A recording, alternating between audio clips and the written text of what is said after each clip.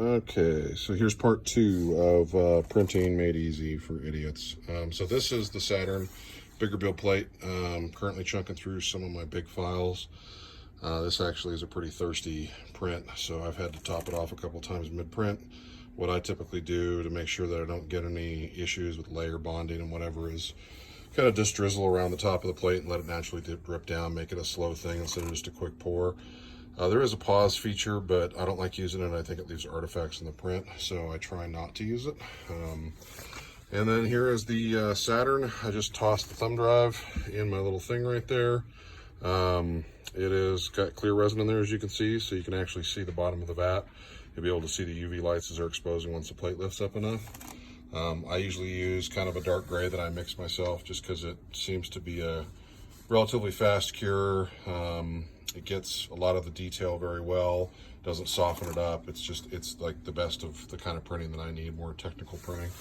So anyway, so I'm gonna flip this on, it's gonna get loud. And that's cranking. So there's the Mars coming up. Again, I've got the little metal flex plate wham bams on these so that I can just pop the plate off and be back in business. So I'm gonna go down here, I'm gonna tell it to open up the thumb drive. We've got a couple files in there. This is the one that I was showing you earlier that I was slicing. I will show a little picture of the file there. I'll tell it to print. Build plate's gonna come all down, and next contestant on the price is wrong. So on the Saturn, you'll see here, as this one's cranking away, what it's printing as it does each layer. That's each layer slice that I was talking about earlier that the computer has to generate when it actually slices the file. So what's happening here when it's printing is there's a UV light that comes on. It's basically just like a UV floodlight. And what happens is LCD actually acts as a mask that, just like when you're printing a PCB or something like that. Oh, need to relevel them. A little too thick there because it didn't like that. Good to know. Anyway, it acts as kind of a screen, just like you would with a screen printing process or a photo etch process where you have a resist and then a non-resist area. Basically,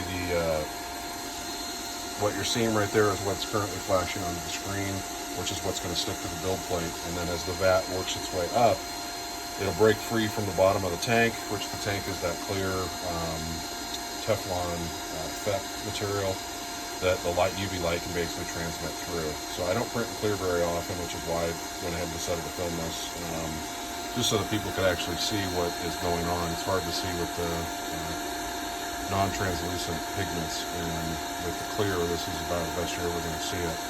So it looks boring as hell. It's doing the longer exposure because it's burning that first layer really good onto that build plate so that it doesn't come unstuck later as it's peeling and peeling and peeling and peeling.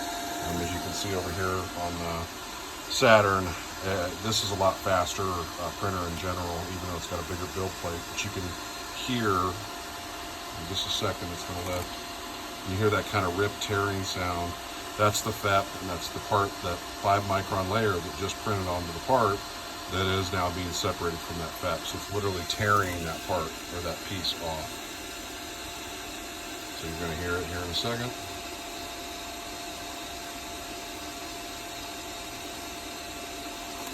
There you go. So I'm going to let this one run for a while. I'm going to come back when it's a little closer towards the end of the print so that you can actually see, hopefully the build plate will be up enough I can get the camera in there and you can actually see the UV layers being exposed.